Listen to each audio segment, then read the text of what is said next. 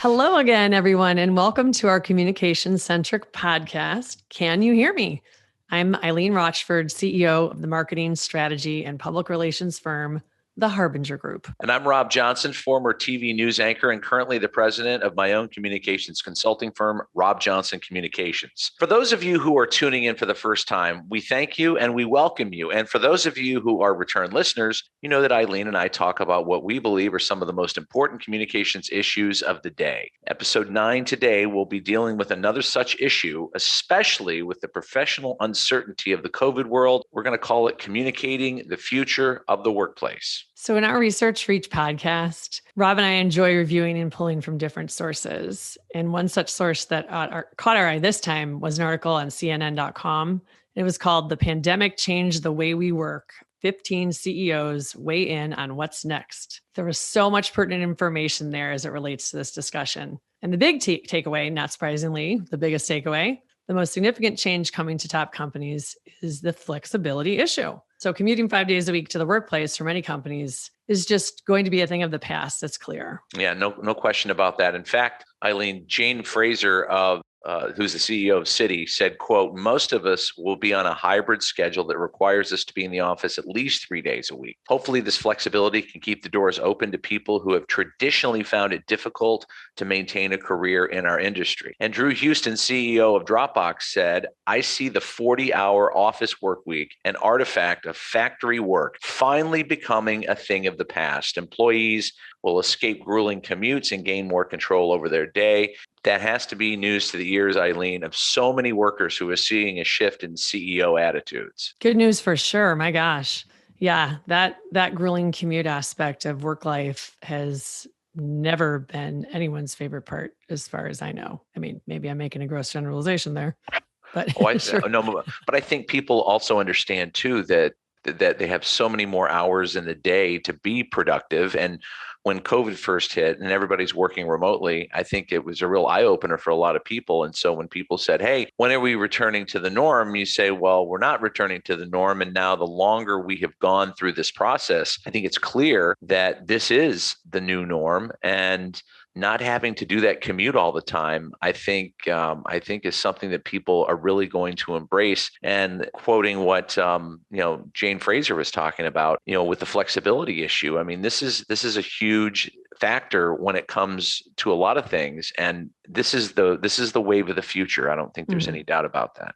No, and I love how Jane put it. The change that they're making in the hope is that they will be able to keep more folks in their workplace at Citi who have had lots of barriers and obstacles, come up in their own lives that made it harder for them to keep up with the pace of a finance institution like Citi. I totally get that. I think it's fantastic, that they're thinking along those lines. This idea of, we'll just take the topic of women and men, those who choose to become parents, right? Mm-hmm. In whatever form that takes, the change, the shift, the massive impact that has on how you allocate your time just as a human being.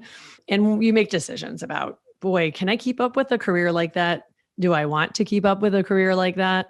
That's making it so hard for me to participate in the life or the lives of the children that I've chosen, to help raise. Do I want to do that? And do I want to do that and have this grueling lifestyle? Those are choices that, women have had to make, and men increasingly more so, that if you step off of that treadmill, even if you step off of it for 3 months, 6 months, a year, getting back on is very, very difficult, not just emotionally and psychologically, but in terms of, people look at you differently, and they always have. I mean, just look at in finance in particular. You're looked at. It's like you have a weakness. Like, oh, why'd they have to step off? That means they can't cut it. Kind of a mindset. So to have a CEO of one of the largest financial services companies in the world say that is awesome. That's a giant leap forward, and I think that I hope that that's going to mean significant change in lots of companies when they see that, yeah, you can do that. You can do that, and you don't have to do it at the expense of quality of talent and success and growth of your company, because the key is the flexibility aspect. That's totally the key to making it work. So I'm glad to see that a major company led by a woman is moving or taking things in that direction. Well, the career or the family, those shouldn't be mutually exclusive. You should be able to do both.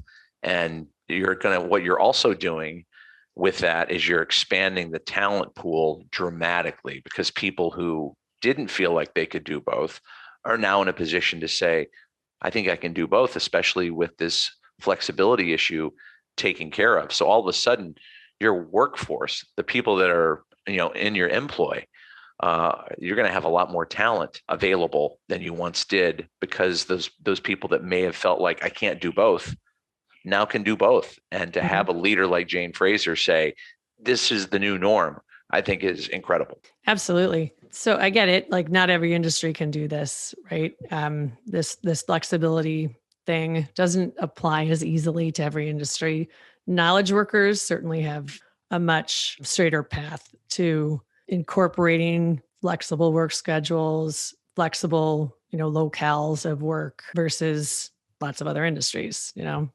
I totally understand that. But I can tell you from, I think it's 18 years now, we at the Harbinger Group have been an exclusively remote workforce. I can tell you that the quality of the work in no way is impacted negatively. In fact, I think it's impacted positively, because our folks do have really good work-life balance, many more hours back in their day. They work on so much so on their own terms. I've just seen that firsthand for a very long time. And I'm happy to see that other companies are recognizing it. It's an issue of evolution, right? Where COVID presented many opportunities, and the companies that are embracing the opportunity to change are the ones that are going to win. No doubt about it. And I love that Drew Houston said, the 40-hour office work week is a product of factory work. And this isn't relevant to the current, state of affairs and what's going on in a lot of places. And kudos to you. I mean, I'm sure you had to chuckle a little bit when people are doing remote work and now they're like, hey, remote work, it's a thing. And you're like, hey, at the Harbinger Group, it's been a thing for 18 years. Yeah. And you have allowed people. But the other part of it too, and we don't have to get too deep into it, but I think you can speak to this very uniquely, is, some people are managers, bosses are micromanagers, and they want to be, lording over their employees. And you have to show your employees some respect and allow them to, work on their own terms and do that sort of thing. So it really takes somebody, I'm not saying that, oh gosh, you're not a micromanager, so you're unique, but a lot of people, I'm sure, who are micromanagers have a hard time with this new way of thinking when it comes to working. No doubt. Things like workflows, project management platforms, those types of tools, I think they create, and we use them extensively at our firm, they create such clear visibility into productivity that trust is just inherent. You don't have to question. So this is also going to force a lot of companies to recognize, because we don't have the physical space where we gather, that somehow gives this facade, of security of, because they're here, then they're working. Right. Right. It's silly. Which is ridiculous. They're going to recognize, so it's to our benefit now to implement processes, workflow platforms, take your pick. There's a million of them that are great in our workplace, because that will improve how our teams are able to, or our team members as a team are able to engage with one another, keep track of projects, ask questions, share information, no matter where they are, right? So that's another thing that hopefully lots and lots of companies have figured out, and more will do so quickly. I can tell you that what COVID did for us was normalize that. And that's a great thing, because a lot of the time, clients we work with were, maybe in a more traditional structure. So it was hard for them to understand what we were talking about when we would say, we'll put that into, we use Asana, we'll put that into our Asana project, tee it up as a workflow, invite you, to see the progress, add comments and such. They just didn't even know what that was. They lived in this world of emailing documents back and forth, and maybe they'd advanced to Google Docs and things like that. Right. So it was pretty exciting to be able to even almost teach and bring them along in that world, because they were suddenly thrust into a remote work environment themselves. So it became like, oh, what you guys do, that's now what my company is saying we're going to do. Now I get it. Oh, good. Okay, let's do this. So it made things a lot easier for us, actually. And the work that I've done with you, having the Asana, it's not something that I used before, but it's very efficient and you can see what's going on. And I really, at first you're like, okay, let me kind of get used to this a little bit. And I still am when we do projects together, but I really think it's a great resource. It is. And again, this isn't a commercial for Asana and they're not a sponsor or anything. Just want to be clear to everybody. Hold on, let me write that down. Contact Asana. Funny. Monday.com, other places use that. There's a bunch of them. I'll put some in the show notes. I'll put some resources for folks to look at and just, there's even a great blog that I found last year that's pros and cons of them. But yeah, anyone who's interested in working or, looking into that more, we always love sharing our experience. So flexibility, anything that can be done to increase flexibility while maintaining, preserving, or even increasing productivity, I am super interested in learning about, and I'm constantly reading about new resources. So that's a subject I personally love, love, love. However, getting back to the topic at hand, flexibility was the only topic on the minds of the CEOs in that CNN.com article. Jim Lorry, he's the CEO of Stanley Black & Decker, had this to say: "The future of work will look like a more caring and compassionate place where employee well-being is being prioritized. We've been mindful of the pressure and challenges our people face, and we're committed to a culture of respect, inclusion, engagement, and well-being for all." And Rich Barton, the CEO of Zillow, was quoted as saying, "The future of the workforce is going to be more diverse. We see flexible work as a game changer that will help us attract and retain more diverse team members from every corner of North America who will bring new ideas and new energy to our company." I really like that Jim Lorry is talking about mental health issues, which need to be focused on, and that Rich Barton is talking about flexible work in the prism of diversity and how they will be able to recruit talent and retain it. Those are all very important things. Yeah, and to the mental health issue, and I know it's something that you and I have talked about in the past. Now we're talking about flexibility, and we've talked about it for the first few minutes of this podcast. But now we're talking about it in those different ways. Now we're talking about it as, the mental health issue and making sure that your workers are ready to work for you, and that you are creating that culture of respect, inclusion, engagement, and making sure that everybody's well-being is tended to.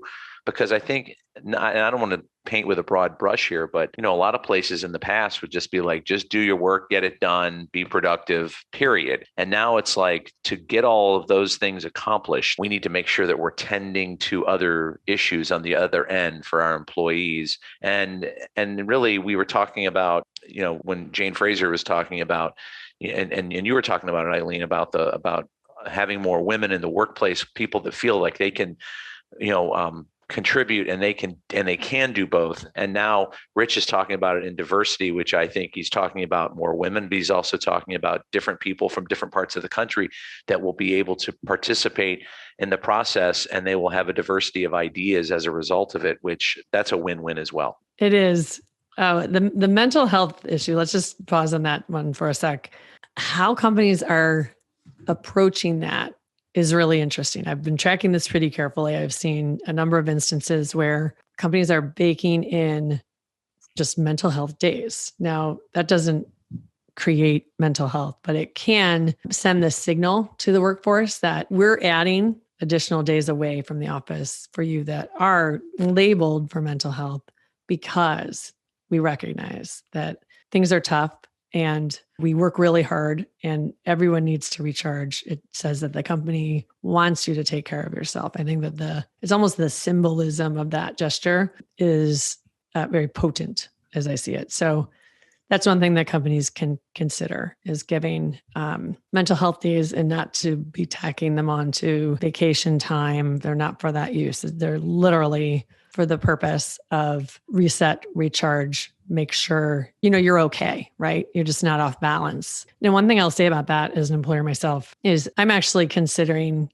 the usage of mental health days as spread out in equal, kind of spaced amounts. Like, definitely folks can access them as they need to, but I often see people just not taking enough time away actively. And I really believe, particularly in a creative industry, which is what we're in, that there is no straighter route to burnout. So on the mental health issue, that's one thing that I've seen companies doing, but this is just an area that's ripe for new direction, right? Is it, EAPs are one thing, like, right. So give them a phone number. That's great. Well, maybe there should be like a little more of a concierge aspect to that. Well, great. Help me find a provider because it's hard for me. And I've heard from so many folks right now that even though you can do telehealth visits with your psychologist, psychiatrist, whatever you're looking for, it's really hard to find those who are taking on new patients because these practitioners are so massively overloaded. So maybe there's a concierge aspect that companies should consider where they'll have someone who's, probably outsourced, but who will help their employees find practitioners, get appointments, because that in and of itself is extraordinarily time consuming and can really delay folks getting care. So that's one idea to kick around that might be beneficial. But I think the other thing that's important to talk about here is the way the attitude is changing. You're a boss, Eileen, and you're saying, hey, it's going to be important for you to take mental health days. I understand it because, before the value system was, I'm the hardest working person around. I just work, and look at me.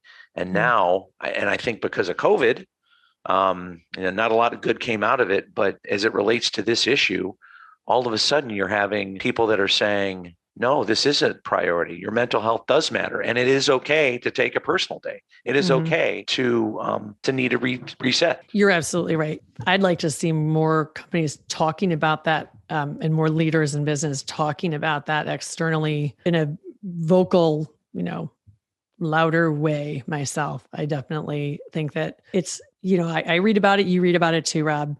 Yes, we all are well aware of the toll that the last 18 months have taken on us individually, in our relationships, our health, all aspects of our health, all kinds of impacts. And it varies by industry, right? Particularly the toll that it's taken on healthcare workers. I mean, that's just extraordinary. How is that industry going to recover from this is a massive question, right? But for just in general terms, aside, industry aside, burnout is at its highest rate that it's been in a very long time. Also, there's a syndrome that I know has existed in psychology for some time now. It's called languishing, and that's it's not depression, but it's not thriving. It's basically this stasis of no progress, of feeling little meaning, little advancement, and you're just there, and it's you're treading water and you're just staying afloat, but you're not really advancing anything. And similar in some ways to depression, it's very hard to extract joy from the things that you do. So languishing now is prevalent. It's almost the perfect description of what so many of us are feeling right now. And so as an employer, just think about that, right? It is beneficial for all employers, all organizations to do what they can to bring people back to a state of beyond languishing, right? Like we got to get out of there. So resetting and setting, the signal of resetting as being an important thing that everybody needs to do is spot on. I was telling you earlier that we're actually, for the first time, we're going to close our company over the end of year holidays for it's a lot. It's like a total of 8 business days. It's a lot. And when you string that together with a couple of weekends and it's not PTO and the company is closing, that sends a huge signal. So what I've talked about with our folks is this is solely for the purpose of resetting, and gosh, don't we all need it? Hello. Like we're just all feeling, we love what we do and we love the work we're doing with our clients. It's just, there's a real sense of fatigue. So having the opportunity where you're not worried about, gosh, am I going to use up all my vacation days? And gosh, what am I going to miss at the office while everyone else is, advancing and, bringing in giant wins, and I'm going to lose out on all that and just miss out on it. having the opportunity to do that is huge. And again, I know not all companies can do that, but finding some form where you can give your folks the freedom, the agency to create an environment for reset is absolutely something that I think is really important. And like I said, I'd love to see more leaders doing that. And it's not just a reset, you're improving morale incredibly. And you know that you're doing that. But to have those days off not count against personal time off and vacation and things of that nature. I mean, the message you're sending to everybody is, I want you, I care about you, I care about your, you having that downtime to reset and recharge. And then when you come back in the new year, you can set expectations high because you've allowed them this time off that they didn't have already. So this is bonus time for them. And like I said, it's a huge morale builder as well. That's the hope. Yeah. I just want to get us back to, a better version of stasis that isn't languishing.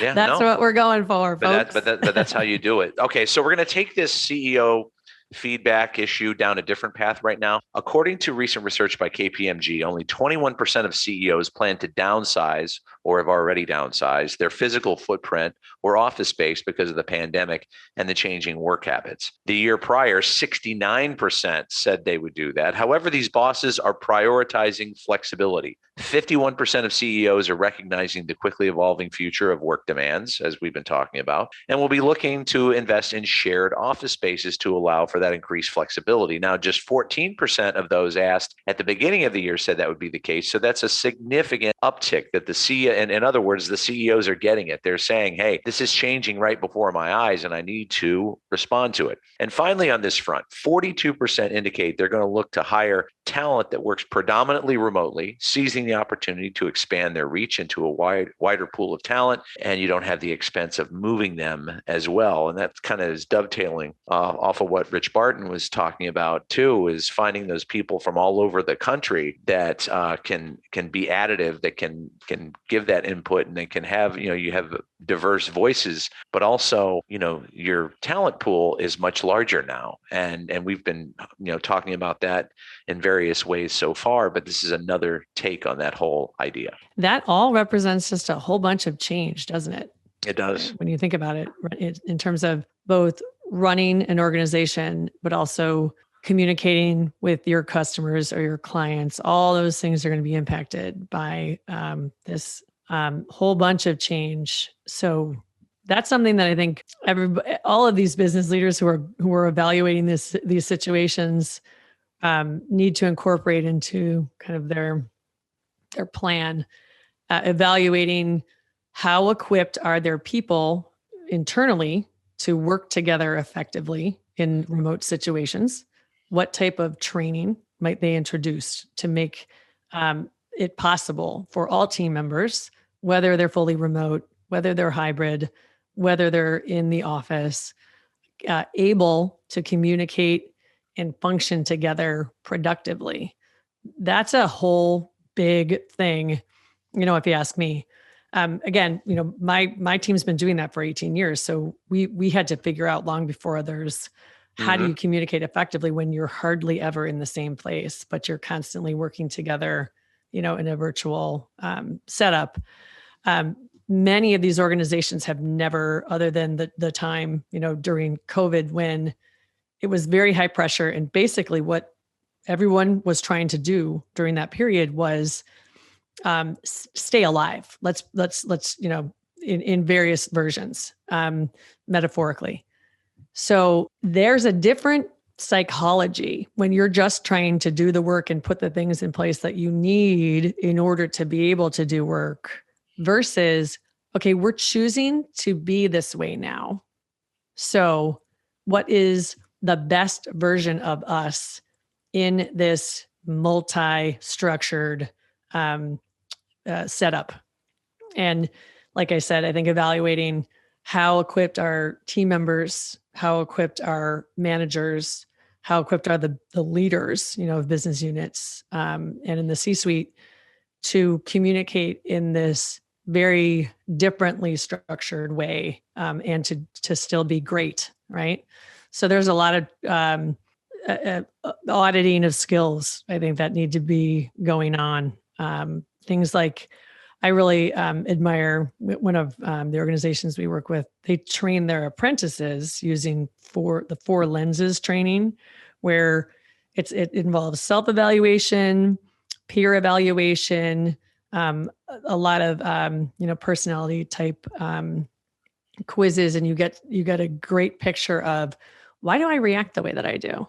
And how can, and that information is then shared with your team members and vice versa. So you really understand, okay, this is how this person's mindset works. And in a virtual or even hybrid work structure, knowing that is so much more important, because you're not going to get the benefit of interpersonal communications, of working with folks live and in person every day. You won't get the benefit of downtime chit chat, where you learn about their personal lives, whether it's their family, their interests, other things. You just don't get as much of that. And in those moments is when, you establish trust, you get little glimmers of insight, and you know what drives them. And those things all come into play, when you're working together.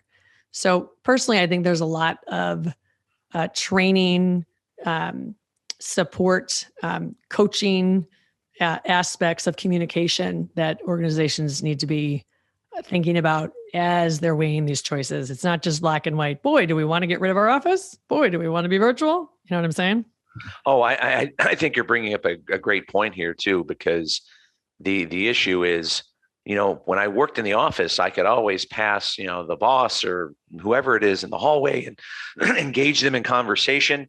And now I can't do that. The only way I do it is if I set up a Zoom meeting or, an online virtual meeting, and I'm in the meeting with them. And so having that communication, taking that extra step, having the training that you're talking about is vital right now, because it has to be purposeful. It has to be, okay, I need to think about how I can be a better communicator with my staff that is largely remote at the moment. So it doesn't happen by accident. It has to happen because you want it to happen. And there are tools out there, and there are best practices out there. You just have to employ them. You have to be aware. And that's the other thing. The self-awareness that you're talking about is part of the training you were just referencing. That's so important, because if you're not aware of what your shortcomings are or where you excel, then it's going to be hard to have you be as valuable a worker as you might otherwise be. So I think you're bringing up some great points here, Eileen, because now that we work so much remotely and we don't have that interpersonal give and take that you referenced, these things have to be done on purpose. Yeah. And they have to be thoughtful, and you need to take a look at yourself in the lens as you're taking a look at everybody else as well, because that's how you're going to get better. And that's how you're going to communicate not only what happens internally, but what happens externally. Okay, we've been remote. This is maybe the new norm. How are you communicating with your stakeholders externally once that you've figured out the internal communication piece? How are you dealing with the people externally to make sure that you're articulating your brand and what you stand for and what you do? Because the world has changed a lot in 18 months. And it's possible that the way that you do business, or the way that you want to be seen, or the way that you prioritize things have all changed. Mm-hmm. Absolutely. There was a piece in this August article in Newsweek. It was called "The Future of Work is Here." So 91% of employees said that they wanted to continue to work from home, while just 9% said they wanted to return to the office full time. And this, as I read that proves the point that we're here to stay, right? So preparing how to do everything we just discussed, right? The adaptations, the accommodations that are much more nuanced. It's about how teams can function together productively and how companies can thrive in this new environment. I just really encourage companies to always be thinking about the communications aspect of that. Seek the communications training support that they may need, and definitely outsource kind of to experts the planning of that, particularly consultants who can handle something similar to I referenced that Four Lenses training. That's a great resource. But there are many, many, many others that can be accessed. But I don't think companies should do that alone. I think that they should really utilize an outside expert resource that does, that very specialty area of communications to help their folks adapt. Because that's really what we're talking about here. We're talking about an evolution and all of the adaptations, that come along with those changes that they got to think about to be successful, right? Well, I think the other thing too is we've thrown a lot of numbers at people today, a lot of stats and percentages and this and that. But I think the relevance of it is we were talking about how these CEOs are seeing the importance of the flexibility issue. And then the stat you just referred to, the 91% of employees said they want to continue to work from home and only 9% want to return to the office full time. That's a complete attitude shift for the way that people, see, having a job that has meaning, that has value for them, one that they want to continue to work at. And so the fact that the CEOs are coming that way, when everybody overwhelmingly is saying, I like the flexibility, I want to work from home, I don't want to be in there full time. That speaks to the fact, and it doesn't always work this way. A lot of things trickle downhill, right? The CEO says, do this, and everybody says, we're going to do this. And now it's sort of working ground up where employees are saying, you know what, this is how I want to work. And the CEOs have to acknowledge it and have to address it, because it's a thing. It's more than a thing. It's the future of how people are going to work. Yeah, it's today and it's the future, no doubt about it. Yeah. So here's the thing.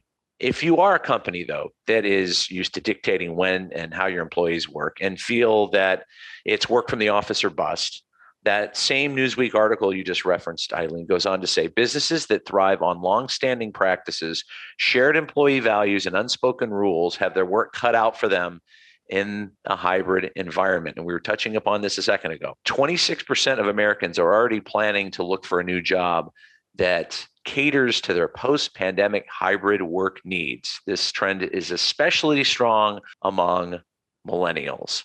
And so the thing is, if you say, nope, you got to come to the office, nope, there's one way of doing business and this is the way we do it, you're going to be missing out on talent, which is what we talked about a little bit earlier. No doubt about that. My gosh.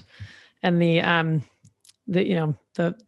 great resignation, the great scramble for talent is just going on full force right now. Everybody's seeing it. Everybody's feeling it. So it doesn't just mean that, you'll lose an employee potentially. You'll also have to train. You'll also have to find, and that's going to be your hardest number one, a good replacement in this environment where everybody's got a million options now and they can call the shots. So why not just see the world for what it is and adapt so that you can keep the good talent that you have and not have to invest in training someone else, start from scratch, have a lapse in business continuity. As I see it, that's the way to go. Just have an open mindset is the best advice. Take advantage of the opportunities that this new world presents us. Embrace it, and success will be yours.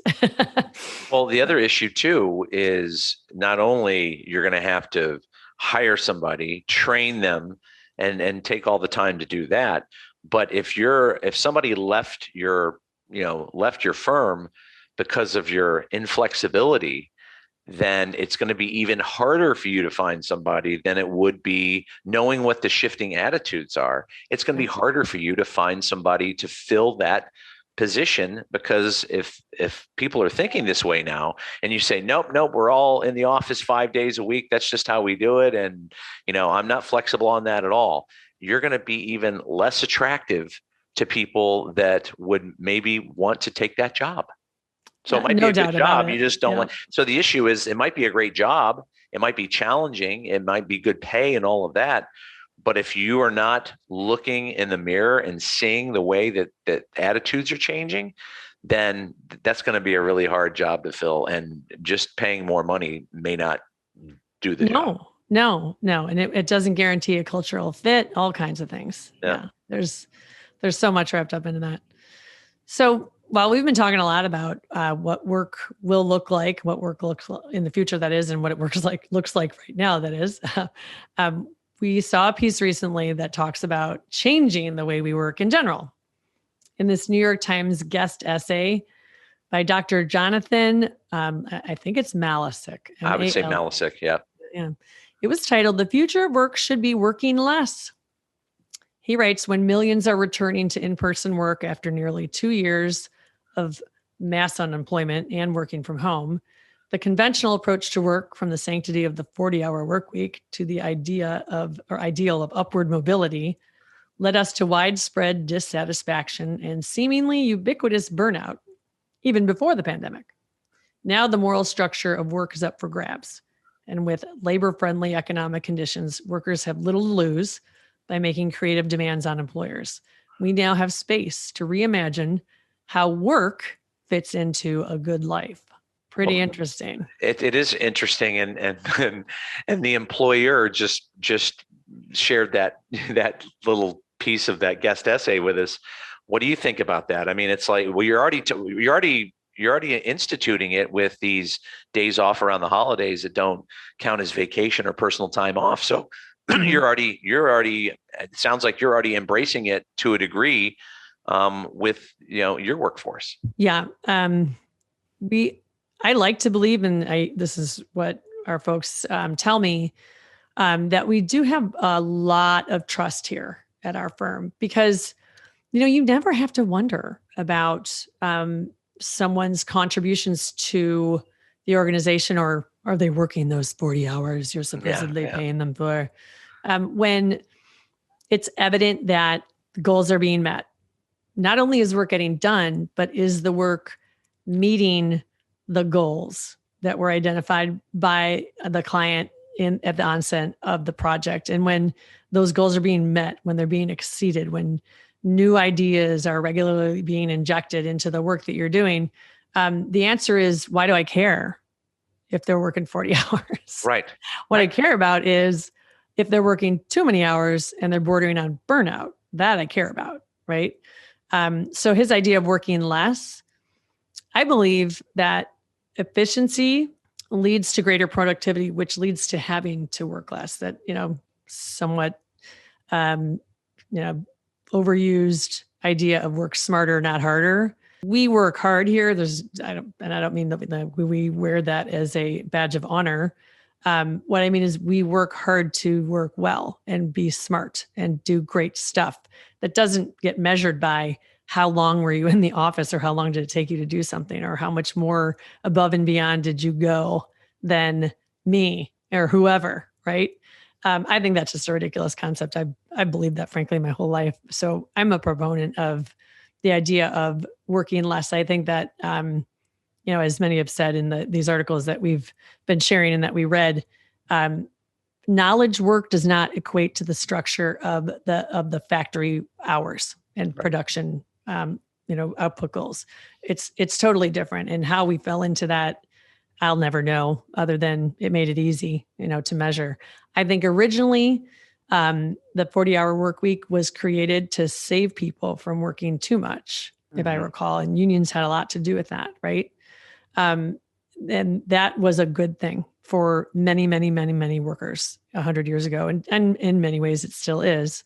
It creates a touchstone, if you will, of this is okay. And I don't have to go beyond that, legally for whoever's purposes. If that works for them, great. I think the only thing that really matters is, are you producing really good work in the time that it needs to get done for the goals to be met, is really the only thing that matters. That's just personally how I approach it. We've got folks who, they'll get on because their lives work this way. Maybe they're not available from, 3 p.m. to 6 or 7 because they're doing school pickup. They're taking their kids to after school activities. They're being a parent. They're raising the next generation of human beings, and that is just as important, frankly. If that gap in the workday in no way impacts our, production, the goals we need to meet, and they log back on because they're night owls and they get on at 7 o'clock and they work another 2 hours. But they do it because they want to. That's the structure of flow that works for them. Great. Why would I ever say no to that? Why would anybody? I can hear people lining up to go work for the Harbinger Group now. They're like, where do I sign up? Where do I sign up? And this essay really touches upon the themes that we've been touching upon too. It sort of reinforces what we're talking about, because we're talking about workers en masse reevaluating how they've thought about and pursued their careers. Why would anybody want to fight long, nasty commutes, have to deal with inflexible schedules, and not tend to their mental health needs? It's uncommon, or at least it has been in the past, for workers to have leverage over their bosses in terms of quality of life demands. But things are changing, as we have talked about. And it's good to see that CEOs are understanding, yes, I can't just shout from the mountaintop and say, here's the way we're going to do it, everyone. Now run and go do it. And it's working in a much different way now. No doubt. And even though there were some pretty radical ideas in that essay that we're referencing, like this 6-hour work day, for the same pay, right? Which it sounds silly, but honestly, it's not. Like, it's about, did you meet your goals? Anyway, the point is, many workers are putting their well-being at the top of their priority list, whereas in the years past, we didn't. Let's be honest, right? And I applaud that. I applaud that wholeheartedly. I honestly, I know it was 18 years ago, but I changed where I worked and how I worked and who I worked with, because I was putting family and health and well-being ahead of all of that. And I think there are ways to create companies where you can have that. You don't have to choose. That's just my belief. And I mean, we've pretty much proven that in near the past 2 decades. And it's interesting you would reference the less hours for the same pay issue, because one of those CEOs in the CNN.com piece, we're going back to that one, Hamdi Ulukaya of Chobani, said, the future of work must include fair and equitable compensation, part-time options, robust benefits packages, parental leave, extensive health and safety programs, and a positive and inclusive environment. These elements should no longer be revolutionary. They should be the norm. Now, he's not talking about less work for the same pay, even though that's something you said you don't think is unreasonable. He's talking about making sure that there are plenty of incentives for talent who may want to work for you, and that you're addressing their needs in 2021. And I agree 1,000% with everything that he said. There's no reason why more companies can't create structures like what he's described. It's making choices and living your values, right? So if, as an organization, if you're going to value family, if that's part of your value proposition externally, and the values that you live internally, well, then you best create a structure where people can be with their families during the times that life is lived, and not just have it suit your, within a 9-to-5, 40-hour work week box. There is no reason, in my opinion, why that can't be accommodated increasingly. And I firmly believe that should, and I've lived by that, like I've said, for a couple of decades. So 100% endorse everything that he's saying. Yeah. I mean, the great news here is that this is becoming the new norm, and the way of doing business in the past is, for the most part, is not going to be the way of doing business in the future.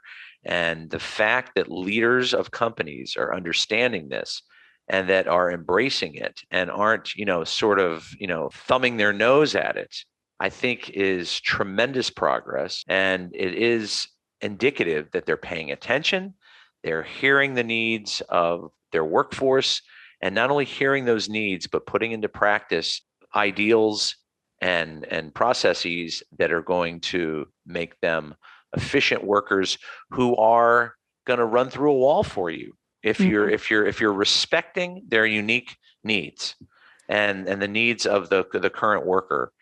You're going to have a really good roster of talent. No doubt. Totally agree. Well, I've got a couple closing thoughts that I just want to share. Okay. I think it's really important for companies to recognize the impact that all of these changes are going to have. And there's so many different ways, but they're really going to impact external perceptions and external expectations just as much as they will impact how things are done and how you communicate internally. So don't lose sight of that. Be planning for that as well. Because if customers and future employees are expecting things like we've discussed here, empathy, compassion, support of mental health, diversity of your workforce, diversity of ideas, that all means that companies and leaders, they've got to be open to showing the world these new aspects of their work, how they work, et cetera, and of themselves and of, and of the organization. So you can't just be making your plan for how to adapt and kind of hunkering down and doing that.